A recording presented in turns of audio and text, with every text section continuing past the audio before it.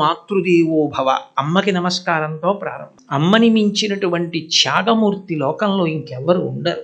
శంకరాచార్యుల వారు మాతృకా పంచకము అని శ్లోకాలు చేశారు, 5 శ్లోకాలు. అందులో ఒక మాట అంటారు, ఆస్తాం తావదీయం ప్రసూతి సమయే దుర్వార శూలవ్యధ నైరుత్యం తనుశోషణం మలమయీ శయ్యాచ సంవత్సరి ఏకస్యాపి న గర్భభారణ భరక్లీశస్య తస్యై నమః.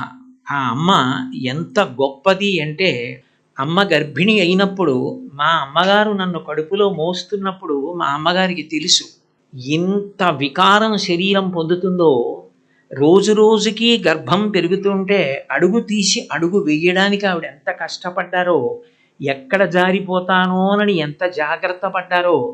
తనకిష్టమైన వస్తువులు కూడా తినడం మానేసి లోపల నేను పెరుగుతున్నానని నా ఆరోగ్యం కోసం ఆవిడ ఎంత కష్టపడ్డారో.